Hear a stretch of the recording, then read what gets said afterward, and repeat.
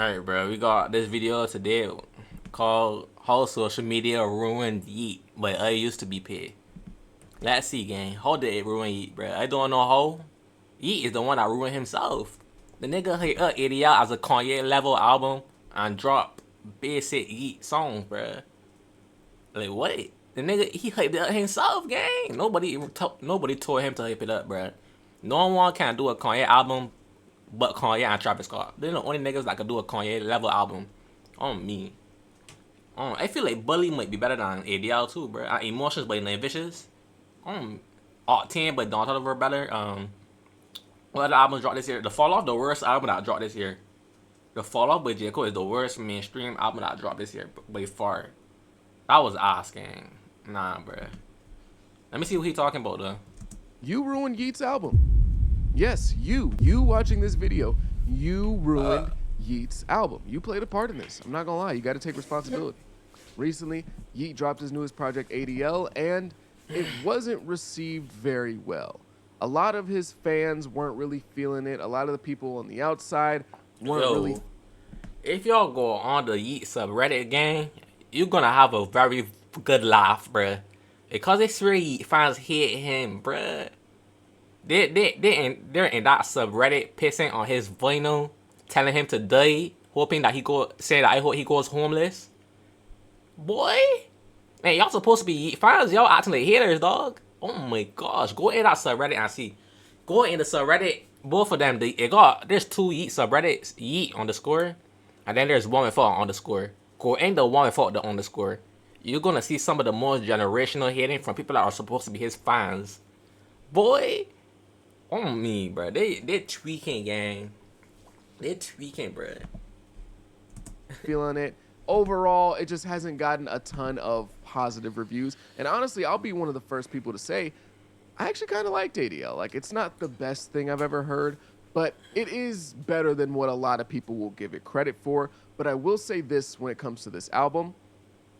There's so many other artists who have made the music that Yeat is attempting to make on this album. I did it better. That's the reason that people hate the album, because we know what Yeat is capable of, bruh. We heard Too Alive. I mean, I never heard it, but like, I heard some of the songs on it. We heard Up to Me, Alive. We heard 2093, Lifestyle, A Dangerous Summer. All of those albums were all better than ADL. He had way more effort on those albums. The production was better. His voice, his personality was better. On me. If this was his first album, I probably would have liked it more, I guess. Because we don't have a reference from what he did in the past. But like, just because we know what he is capable of, this album wasn't that good to me. Like, if a nigga like Roddy Ricch had to drop ADL, that probably would have been a good album to me. But just because it's Yeat, I got a higher standard for him. So like, that wasn't a good album. Because of Dangerous Summer is literally better, bruh. On me. Dangerous Summer better than ADL by far. By far. I would rather just go and listen to that artist than I am listening to... Names, though. Name which artist you're talking about, bro. Because I do feel like there's a lot of artists that makes that type of album good. Only a handful, bro. Like, who? Denzel Curry? Like, nah. Is he one that would make a... Does he make Kanye type albums? I don't know, bro. The only nigga that does it is Travis Scott, bro. I don't know who else makes Kanye type albums, bro. Like, the only people that do it is Kanye and Travis. That's the only people I could think of. Me. I feel like 2093 is a good Kanye type album, though. I had a good concept, the vibes he had. Like, ADL was supposed to be a mafia themed album. And then there was supposed to be a double album concept with A Dangerous Love and A Dangerous Life. None of that was present. I didn't feel no mafia vibes besides the cover. I don't even know where A Dangerous Life and A Dangerous Love is supposed to end. Like, what? 2083 had a concept. It had a song, and it stuck to it, bruh. It stuck to that 2083 song. That EDM type trap music shit, gang. On me. I like 2083, dog. I like 2083. ADL. Like, ADL is fine, but I would just rather listen to the stuff that actually is a lot better than what Yeat did. Like, this album takes a lot of inspiration from Ye, takes a lot of inspiration from Travis Scott, from Kid Cudi, and he mentions some of these names in the interview that he did before he dropped this album as musical inspirations to him. So, like, that's understandable. It's sounding like some of those guys' projects, but just overall, it sounds like a worse version of stuff that I've already heard done much better. Like, for as much as I do like the song Dangerous House on this album, I think it's a good song, I'd rather listen to like Ghost Town or something like that from Ye. So there's a lot of stuff on here that is actually better than what people. But yeat. All I'm gonna say, right? I got some advice for you if you want to hear it, gang. Just because your fans are mad at you and telling you to go back to that old song that made you popular, I honestly think you should double down on this song that you're doing. I honestly think you should double down. Double down, because just because ADL was a miss doesn't mean that you can't improve on the song. Improve on this song that you're trying to do, and then feel like the next time you're gonna perfect it and it might actually be better. Don't fold, bro. Don't be like Lil Uzi Vert and fold. His old friends here, he turn on the tape and be like, oh, go back to Love Is Rich, go back to Love Is Rich, and then he folds and actually does it instead of improving on the song. That will actually show me that you actually care about this new song that you're trying to do, instead of being lazy. Like, people giving you allegations that you became lazy because you got rich, bro. Please don't go back to the rich song. That's not what I want from you. Even though I said that your album, like, we listened to your last albums and it's trash compared to what we got, nigga. Like, you can improve on this song. The song that you are doing isn't bad. It's just that you're doing it badly. You're doing it badly. The song is not the problem. You're the problem. So that's improve on it. All right, you don't gotta switch. You don't gotta go back to the old song, bro. Switch it. That's keep improving. Just keep improving on it. Go back in the lab, make some more ADL type songs. See how it works, bro. It's only up from here, gang. You got a song on that album called Up From Here, and you said on the lyrics, you said we rock bottom is only up from here. Right now you got rock bottom. It's up from here, gang. Improve on the ADL song, bro. On me. We'll give it credit for, but even that as a whole is just something that I've heard done better in the past. And that's no disrespect to Yeat. I like Yeat, right? But before I give the blame to you, because you do hold some blame for this, I do have to pass some blame off on this album to Yeat himself, because it's very clear what Yeat was attempting to do with this album. Everyone's called him out for it. Everyone who doesn't like this album harps on this fact a ton. And it's the fact that Yeat is trying to become a bigger artist. He's trying to become a mainstream guy, like one of the top names in the rap hip hop space. And this album is a very mainstream sounding album. That's clearly the type of music he was going for. He has a whole bunch of features on here that go against, you know, the typical features we expect from Yeat. And they go outside to names like Elton John. You know, you got Julia Wolf, who's somebody that he's worked with recently. So Julia Wolf's so gravy, bruh. To names like Elton Julia John. Wolf's so gravy, you know, gang. She's so gravy, bruh. I don't care, gang. On me. I'm pressing that shit, gang. I'm pressing. On me. On me. Who's somebody that he's worked with recently, so that's not that crazy. But still, he's clearly pulling from other places. He has Joji on this album. He's just trying to make an album that appeals to everyone. And sometimes when you try to make an album that appeals to everyone, you end up appealing to no one. And I think that's partially what happened here. Yeat gave up a lot of some of his, not all of it, but he gave up some of his core foundations when it comes to his music in order to try and reach everyone, and it just didn't go that way. So now we have this album that's made for the entire world to listen to it and enjoy and love, and it's stuck within this bubble of really only existing for Yeat fans, and them not loving this because this album wasn't made with the hopes and dreams of the fans, the real Yeat fans in mind, right? So it's kind of missing the mark of the audience it landed in because, well, that's just not where it was intended to go. And Yeat, for the last few years or so, has really been experimenting and changing his style of music, right? He came into the game with this style that was kind of weird. It was out there. He be changing his style a lot, bro. Like, Afterlife doesn't sound like 2083.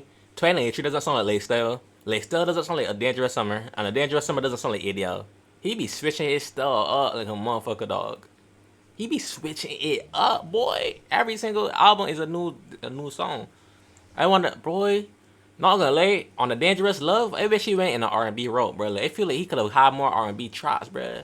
Like, I'm not even talking about melodic rap songs. I'm talking about straight R&B, like some Don Toliver. I thought him and Don Toliver be making a lot of songs together. I thought Don Toliver would have taught Yeat a thing or two about making an R&B track. There was nothing on The Dangerous Love game. I don't know, bro. Not a lot of people had done, not a lot of people had heard, at least not to that extent. And it grew on a lot of people. It exploded with a whole bunch of people, and it became very, very successful to the point in which he is now one of the bigger names in rap, especially one of the bigger, newer names, even though, he's been around for like 5 years now, so he's not that new, but you get what I'm saying, right? And as he went and got further, he started to change things up, switch some sounds, just trying to keep things fresh all the way up until we get to 2093. And for me personally, I had been loving Yeat all the way up to that album. Like, That my favorite Yeat album, boy. That my favorite Yeat album. 2093 is a masterpiece, bro. 2093 is a masterpiece, gang. That's his best album. That's his best, bro. On me. Too Alive, Up to Me, all that stuff. That's great, right? Once he got to 2093, I was like, not really for me, right? And at that point, I kind of like departed a little bit from Yeat. I still would check in every now and then, but not really for me. And I think that this album is a little better. I don't know if it's better than 2093, but it's better than what people give it credit for. But I think it's another step in Yeat trying to evolve his sound. And I think that sometimes some of these artists do a little bit too much when it comes to trying to evolve. And I think that's where I get They saw Cardi doing it. I think that they're gonna do it. Like every single rapper be doing it, bro. Like shit. He dropped CSOCs. Then he switched his floor. He switched his style up with rest and bass. I know that EP that he dropped with that deep voice. He switching his style again. Like damn, bro. Like at least give us 2 albums with the styles, bro. Give us 2 CSOCs type albums. He basically gave us 2 rest and bass albums. Though he gave us rest and bass on Encore. He gave us 2 of those albums on me. But I need another CSOCs album, bruh. I need another one, gang. You moved on too fast from that era. That was your best work. Bruh. Make another CSOCs album, gang. Leave that deep voice shit. Work on it a little bit more and do CSOCs again. On me. To the point of it's your fault, because social media has cultivated this environment where it's like you have to constantly be changing your sound radically, at least in the rap space, especially in that like underground space that Yeat originated from. You have to be radically changing your sound every like 6 months to every year. Like every album has to sound sonically crazy different, or you're getting boring, or you're getting stale. And I think that a lot of people have been roasting J. Cole for the interview tour that he's gone on over the last few months or so, or last few weeks or so, whatever it's been. But one thing that he deserves to get roasted. On me. He deserve it. Boy. He a bitch. He deserve it, gang. He deserve the worst, bruh. On me. he said that really stuck with me that I think is very true. And it's kind of ironic because it's what I do, but sometimes there are just too many opinions, right? There are too many people online giving their opinion, because oftentimes a lot of the people giving their opinion on something don't really care about that thing. They don't really care about that thing. They don't really care to see it prosper. They don't really see the vision behind it. They're just giving their opinion on things because, well, it's the internet and everyone gives their opinion. So we have all of these people, all of these voices trying to dictate what's going on with some of these artists, and oftentimes it leads these artists astray. And we see it mostly on TikTok, right? Because TikToks are super easy to make. I can make a TikTok in 2 seconds. I can go, blah, blah, blah, blah, blah, album sucks. Boom, upload it, right? It doesn't take that long to make a TikTok. With a YouTube video, at least it takes some form of, like, effort, right? Some sort of effort, some sort of time. Even with a stream, there's a little bit of time there. But with a TikTok... YouTube videos don't take effort, gang. Unless you're doing a video essay or a long review video, bruh. Especially what I'm doing and what you doing, yes, both of us used to be paid. Our videos don't take no effort, gang. Our videos, I mean, your video take a little bit more effort. You probably got a script. I'm just freestyling what I'm saying, and I'm reacting to your video, your hard work. On me, thanks for the content, on me. But like, YouTube videos, YouTube videos are TikToks, but longer, bruh. I'm picking up a camera, I'm going blah, blah, blah, blah, blah, blah, blah. The album sucks, on me, but just for like 10 minutes. They're doing it for 30 seconds, and I'm doing it for 10 minutes. That's the same shit. It's the same shit, gang. It's the same thing, bruh. On me. Anybody can do it. So if you go on TikTok, that's where you see all these opinions. And that's where a lot of these artists grew in the first place, though. Somebody like Yeat exploded because of TikTok. You're seeing guys now, Osama-san, Shay, Nine Vicious. They're all exploding because of TikTok. And on TikTok, you get like a few years of a run with your style before you have to change it dramatically, right? If you go 3 years with a style and everybody's loving you, the next TikToks that you're going to get, the next wave is going to be bro, he keep making the same stuff. Oh, bro, he keep doing the same. They call you a whatever you're good at, insert whatever you're good at merchant. Oh my god, bro, piano merchant, bro. Oh my god, bro, he's a sample merchant. Yeah, Bro. but the difference is, right? That piano merchant you're talking about actually fell off for real. His music actually turned. His music was actually ass. Hall of Fame was ass. His music wasn't good, bro. I mean, The Legend was good, but he hasn't been making that type of music in a while, bro. I don't know what happened. He's a good rapper. I feel like, yeah, bro. He for sure need to spit. I don't come for Polo G. Polo G, he gotta switch his stuff for sure. He gotta switch his stuff. He needs to lock in and get some new producers, bro. He needs to switch it. That actually stands for you, Polo. I usually I agree with everybody else. He don't really need to switch his style that much, but like, Polo G, you need to switch that style, gang. It's not working anymore, brother. That's not working, gang. Switch that style up, bro. Throw away the piano. Throw away the piano, gang. Me. Bro. Oh my god, bro, he's a punchline merchant, bro. Oh my god, bro, he's a like they every single time somebody gets really good at something and they get kind of known for a thing, if that artist continues doing that thing, TikTok is ready to throw it away immediately, bro. You get like a few years and it's over with. You don't get to refine your sound. You don't get to enter the nuances of trying to develop upon what you're already good at. It's, hey, you're already good at this, so do something else. Like, yeah, we get it. You can rap over piano beats. Do something else. So TikTok and really the entire internet. All right, here's my thing, though. Here's my thing. When it comes to artists switching their styles, I feel like this definitely should, because I hear the same thing over and over and over and over again. Yeah, it's kind of boring. But they go overboard with it. What they do is they make a whole album with that new style. Instead of putting their old style and putting that new style into one album and combining the album into a unique mesh, bruh. They be switching their whole style and they leave behind the identity that they created. Like, imagine if Polo G was doing the piano beats and then he mixed in some modern beats, gang. Like he hop on a Glock 40 Spies beat. He hop on a Nate Vicious beat. He hop on a Teasus beat. He hop on a Travis Scott beat. He hop on a Drake beat, and he still got his piano G beats on there too. He don't need to switch his whole stuff on one album. Let's make different songs and put them on an album and combine everything, gang. And I know people might say that it might not be cohesive, but you can make a cohesive album with different styles, bruh. You just gotta make sure that they're close enough, but not too close, bruh. That's weird. People be going overboard with the style changing. Because imagine if Shay dropped CSO says. Nah, imagine if he dropped Rest in Bass, right? And some of the songs have CS, like, wait, the CSO, the Rest in Bass have melodic songs? I feel like the only melodic song on Rest in Bass is Marceline or whatever that song called. He don't got no CSO says type beats on that album, or type songs on that album. He should have put some CSO says songs on there and put some Rest in Bass in there and put it together, though. That's what I'm saying, and they be switching their stuff for one album. Make different songs, put the stuff together on one album. Problem solved, bruh. You don't gotta make a whole new stuff for one album. That was my point. On me.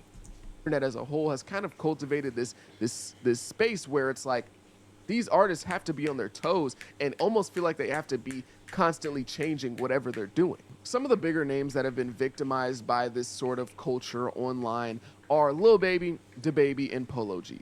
All three valid, by the way. All three are valid, by the way. All three are valid. Overly. These niggas are boring, bruh. They were good back in the day, but like, I already rich into that too. He a singing good merchant. That nigga be singing good, but doing the music be trash. He's a on me. He essentially had his entire career ruined by the piano G memes. Polo G, before he started getting those memes, was looked at as one of the next rising huge superstars of rap, right? He was the guy that was going to come in and take over this young dude from Chicago, 2020, 2021. Oh my gosh, he's going crazy. The GO, all this stuff. Like, everybody was looking at this dude like he was the next guy. Rap star, all these songs that he had that were going crazy. I wasn't looking at Polo G like that, dog. I always knew he was gonna be trash, bruh. I always knew, bruh. I could just tell. I could just look in a nigga and I see I know he gonna be trash. Polo G was one of them. I knew it, bruh. I knew it, dog. On me. Lil Baby is another one. I knew it. But look, I matched with the leaks though. That last album that he dropped, I matched with some of the songs on that. That album better than anything Polo G dropped since the go on me. The leaks on Wham are hard. Kinda. It got some good songs. But like Polo G, gang. The Baby, nah, bruh. Nah, brother, nah. They can't, nah, gang. Nah. Easy. And by the time we get to 2023, his career's pretty much dead. Nah, gang. By the time we get to 2023, he had a #1 rap hit, bruh. He went #1 on the Billboard with Rockstar. Wait, I'm tweaking, or that was 2022? I can't remember, bruh. I think it was 2023. the Hall of Fame 2.0, it's over for Polo G. Respectfully, I like the guy. I think that Polo G, honestly, was one of the most talented rappers in all of rap at that time. Of all the younger guys, I think in terms of just pure talent, he was like that. But his career was killed by the memes. Nobody wanted to hear anything he had to say, because as soon as you hear that doom doo doo, any of them piano keys, it's over with, bro. It's over with. Then start using them, bruh. Start using it, gang. Start using it. It's over. Now, that's not for me to say that there wasn't some validity to the complaints of redundancy from artists like Lil Baby, DaBaby, and Polo G. I think that there was a lot of validity there, but I think sometimes there was a combination of that and a mixture of a lack of attention span, a lack of letting these guys kind of find their footing, because yeah, they blew up and they were really popular, they were really good, but they were still really new. So you kind of got to let these guys figure out. I agree.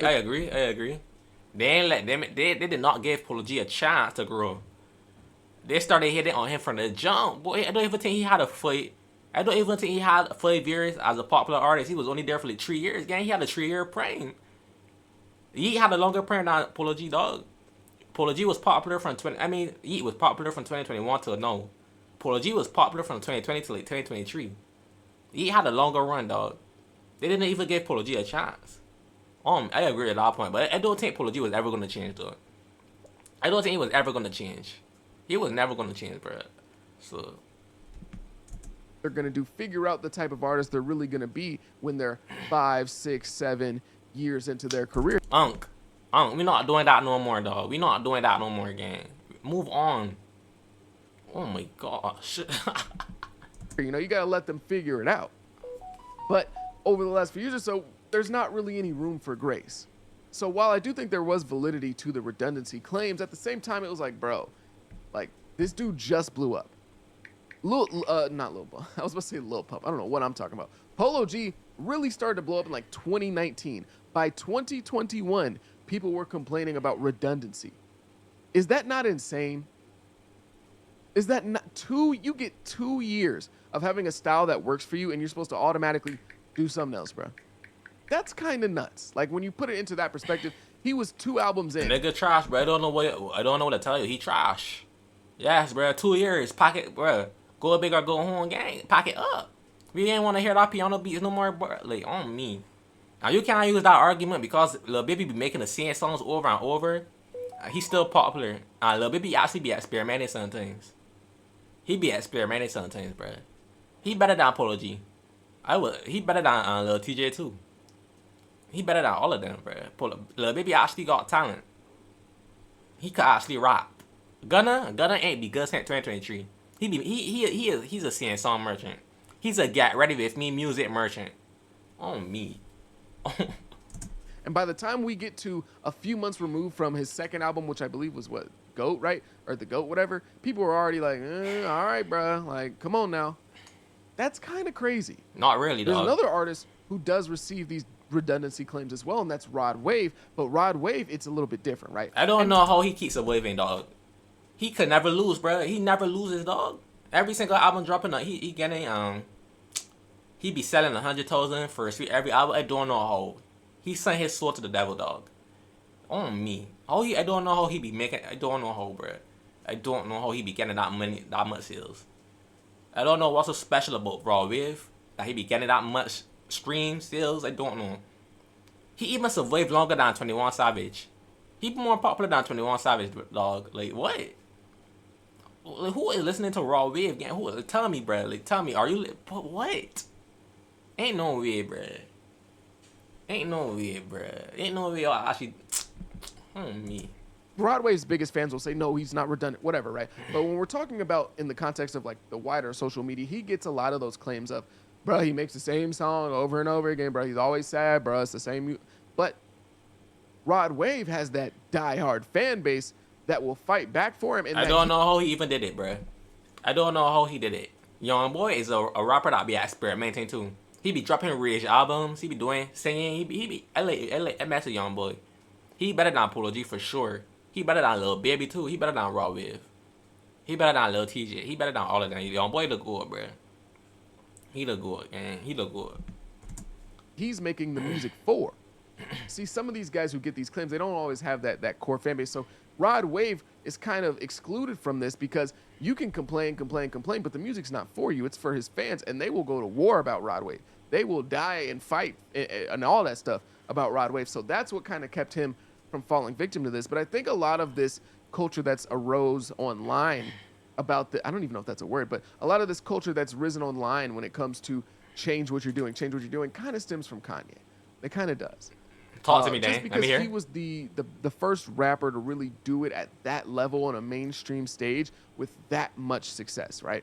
Going from Graduation to 808s to Yeezus to The Life of Pablo to I agree. Yay, I agree. To, like all these new sounds, he was constantly. I agree. Well, not constantly, but towards the middle and latter half of his career, he was drastically changing his sound from album to album.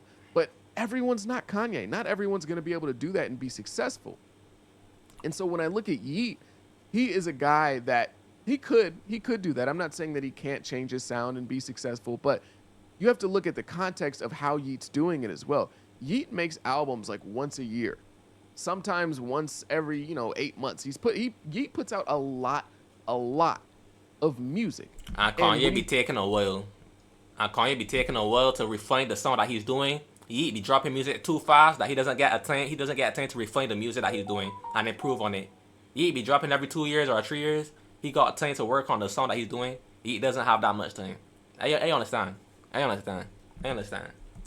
Put out music at the rate that Yeat does. Sometimes that doesn't give you the chance to change your sound. It doesn't give you the chance to not only just change your sound, but to master or at least become very, very well versed in this new sound that you're trying to take over. Right? For Ye, the only time where he drastically changed his sound and there wasn't like a really big gap in between was Graduation to 808s and Heartbreak. Mm-hmm. If you look at 808s to Yeezus, that's 5 years. Mm-hmm. Yeezus to The Life of Pablo, another like 3 years. Yeah. Life of Pablo to Ye, that's like another 2 years. No, I'm not saying that the entire time spent in between these albums for Kanye was him just changing, working effortlessly every single day trying to figure out this new sound, because that's not the case. But my point is that sometimes it takes time to get good at something when you've really never ventured into that space before. This is a great point, dude. This is a good point. I used to be. This is a good point. I agree. I never thought of that before because he be dropping a lot. He be dropping every year. That's not enough time. But you wanna know somebody that chases their stuff a lot every year? Don Toliver. He be changing his style every single time and it's always good. I know he be making R&B music, right? But he be making different styles of R&B. Heaven or Hell do a song like Love Sick. Love Sick doing a song like A Life for Dawn. A Life for Dawn don't sound like Hearthstone Cycle. Hearthstone Cycle does not sound like Octane. He has never made the same album twice. He got it, boy. He got it, dog. He talented, dog. Dog, Toliver got it, bruh. On me. I don't know how he does it. I feel like it's because he works with Travis Scott, so I don't know. Travis Scott probably trained him up to do it properly. Yeat don't got nobody that good in his corner. I guess, dog. I don't know. I don't know how Don does it, bruh. And for Yeat, instead of taking a lot of time, he's constantly dropping. So this album ADL might not have been as good as it could have been if this would have took a year and a half or 2 years or 3 years. Because he just dropped a project, at the end of like 2024? So if Yeat would have took 2 or 3 years, maybe this album would have been a lot better in terms of being able to appeal to the mainstream, and it actually would have got across the goal he was trying to get across.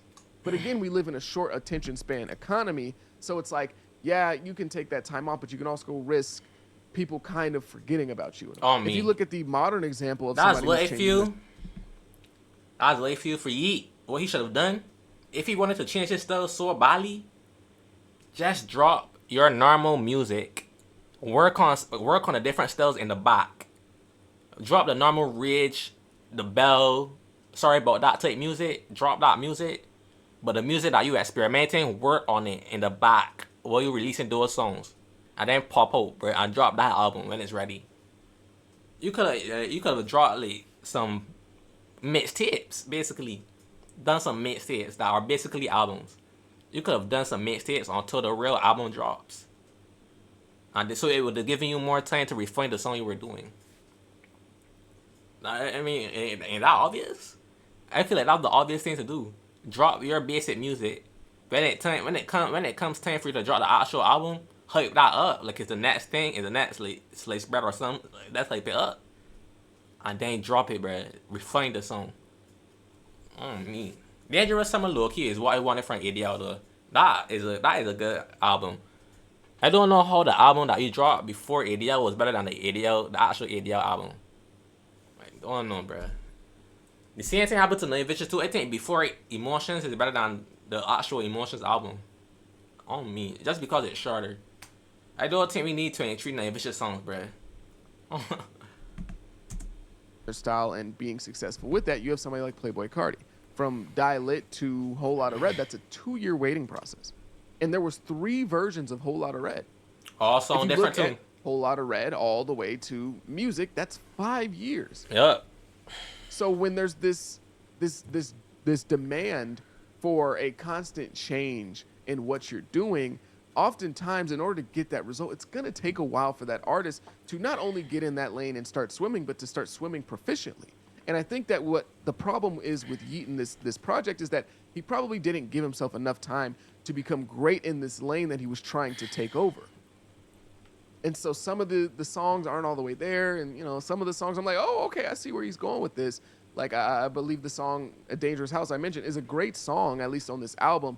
But the entire album isn't hitting on that level. I think a song like My Time with Swiss Beats is an amazing song. I love that song. That song for you.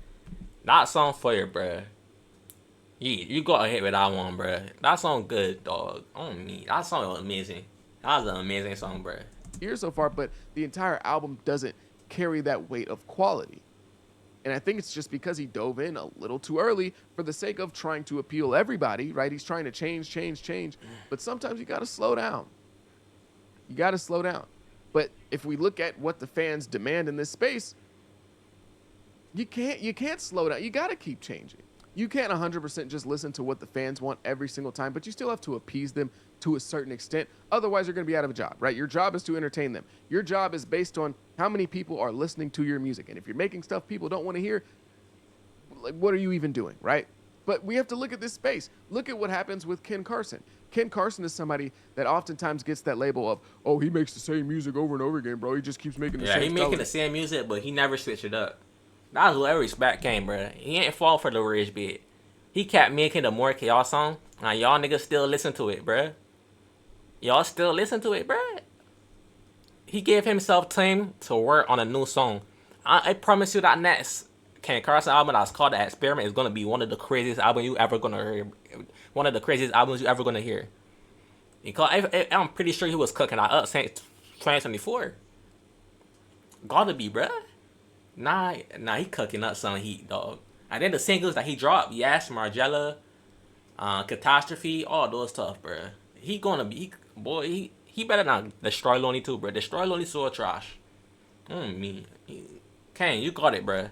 You got it. This is what I do really be. Subscribing to that, you gotta change your style rhetoric. You don't gotta change your style. But you gotta change your style, but you don't gotta change it. You don't gotta change it fast. Like, just keep cooking, make the music you are making, but make something new in the background. And that's all I'm saying, bro. Music. There are people out there. There were a lot of people out there. Legitimately, a lot of people out there who are upset that the album More Chaos sounded like the album A Great Chaos. Listen to the sentence I just said. This is the world that some of these artists are entering in and trying to be successful in. An album titled More Chaos was ridiculed for sounding like A Great Chaos. Like, this is the space that he lives in. Now, there's nothing wrong with fans liking versatile artists. You can't. There's nothing wrong with that. Hundreds. I love versatile artists. Those are my favorite types of artists. But we have to, understand that not everyone's gonna be Ye. Not everyone's gonna be Playboy Cart. Not everyone's gonna be Tyler the Creator. Not all of these guys are gonna be constantly dramatically flipping what they're doing artistically and it being successful every single time. Jay-Z is widely considered to be the GOAT of rap. A lot of people, probably if you ask the most people, Jay-Z would be the most common answer of who the GOAT of rap is, and he's not that type of guy. But he kept what he was doing fresh by refining it, whether it was with the topic of what he was rapping about, what was going on in the world at the time, the slight alteration in his beats, the alteration in his flows. Like, there are ways to keep things fresh without having to reinvent yourself every 6 months. So I think that there's a little bit of a lost nuance when it comes to that. What's even crazier, though, is that sometimes artists will be told to change so much by the fans, and then they will change, and then the fans will be like, nah, we ain't rocking with that. Yeah. Nah, bro, that ain't it, bro. Nah, bro, that wasn't it, bro. Look at Lil Uzi. But just because you change your stuff for the fans doesn't mean that it's gonna be good, though. Just because you change your stuff to something else doesn't mean it's automatically good. They're not obligated to like something just because you change the stuff. It's still gotta be good. If you're gonna experiment in my ears, it better be a good experiment, bruh. It better be a good experiment, bruh. If you're gonna make a new style, it still gotta be good. You just can't make a new style and it be ass and then think that you're gonna get an applause for changing your style. Nah, bruh. I don't agree with this point. You gotta make it sound good still. Lil Uzi decided to take another road, right after EA. You talking right? about Pink another Tape? road. He comes out with the Pink Tape. Pink Yeah. Tape is something that people were waiting on for a long time. But instead of making Pink Tape good though. Uzi, Pink Tape is good. That was a good album. And I didn't even like that album when it dropped. So that means that album had a whole lot of red effect on me. It had a whole lot of red effect on me. But Eternal Take, that album cool, bro. That album not that bad, but I don't think it's good enough to be labeled Eternal Take 2. That's the problem. He was nostalgia baiting, gang. He was nostalgia baiting y'all niggas, dog. Naming it Eternal Take 2, he was trying to get sales. That is not no Eternal Take 2. Name that album something else, and they bet 90% of the Uzi fan base will love that album. I swear to God, that album good, but Eternal Take 2 good, dude? Nah. the traditional Uzi music, he kind of goes into a punk rock stage. He's making punk rock music. He's doing things different. This is a sound we've never heard from Uzi before. And when that came out, people was like, I mean, I ain't really, I mean, it's cool. Like, I mean, that was me when it dropped. Nah, that was me. Nah. So now Uzi's looking crazy. Like, dang, y'all wanted me to change something, and then I changed something. I give y'all, okay, y'all don't like the change. That's cool. You don't gotta like the change. But then after Uzi makes the change, immediately people go, bro, we want the old Uzi back, bro. Like, what happened to 2016 Uzi, bro? Like, with the purple hair, bro. Like, we want that old Uzi, bro. We want, and it's like, bro, you just asked the man to change, and now you're asking him to be the old him again? It just put Uzi in this constant cycle of, like, nostalgia baiting. He used to nostalgia bait really hard. He's kind of stopped as of recently, but whenever Uzi felt like people weren't rocking with his music or people weren't feeling him or maybe there was a little bit of attention off him, here comes the nostalgia bait. Here comes the 2016 references. Here comes the purple hair dye. Purple hair, like, as soon as the attention goes, oh, where's the purple hair dye? And he's kind of gotten away from that now, and I feel like that's what led him to success on his newer songs, because he's kind of just stopped listening to the fans to a certain extent. Because they told him to change, he changed, they didn't like the change, fair enough, but now they're saying go back to the old you. So the reason why I blame social media for ADL and the lack of its success is that we've created this sense of you have to constantly be reinventing yourself or you're falling behind. You're not developing as an artist. People think developing as an artist is putting down the trap beats, picking up like a piano and some synth and putting on one of them little like common hats. And now you're making, like, no, bro, no. That doesn't always have to be. Alchemist and Young Thug, introspective jazz music on me. If you know, you know. Development. Development doesn't mean you jump from rock star to R&B lover boy to radio sonic sounding man. Like, you don't have to do that. You can just get better at what you're doing. You can just refine what you're doing. And I think that Yeat has had some success changing his style, like when he made 2093, because for somebody like myself who's been a fan of Yeat since 2021, that really wasn't it for me. But that did introduce him to a So big... basically, you doing the same shit you were just criticizing, gang. You were criticizing the niggas that hit it on Paint It, and you did the same thing to Yeat. Talking about, I mean, honestly, you probably weren't one of the people that were telling Yeat to change his style, though. So you probably weren't saying that on me. And just that he changed his style on you and you didn't like it. You probably weren't telling him to change his style. So on me. bigger audience. So it's like, oh, okay, whenever I want to level up, I got to change what I'm doing. And that's just not the case. That's not the case. So for Yeat, I'm not saying you have to go back to your old style. I'm not saying go back to 20. Just improve the ADL style. Improve on the ADL style, bro. 21. Improve on it. I love that music. All I'm saying is improve. We have to come to an understanding as a collective that that is not what progression always has to look like. Yeah. Look at Pooh Shiesty. Holy. Who you gonna say? Gucci Mane on my Who you gonna say? Look at Pusha T throughout his career. Yeah. He hasn't had any dramatic changes, but I think he's consistently gotten better over the years. I agree. So my message to Yeat is, don't let this space force you or make it feel like you have to be constantly reinventing. Just do what you do, get better, evolve in that lane, and you will be reaping the benefits from that. I agree. You don't got to be Lil Baby. The View video, I used to be paid. Go check him out, bro. On me, hold up. Go check him out right there. I used to be paid. The View video, I agree with everything you said, gang. That was some good points. And usually when I watch this nigga's videos, he be stretching out his videos. He be saying the same thing over and over and over and over just to get the video to be like 20 minutes long. But this video, he actually said some good points. He wasn't repeating himself, bro. I messed with this game. On me, I'm old.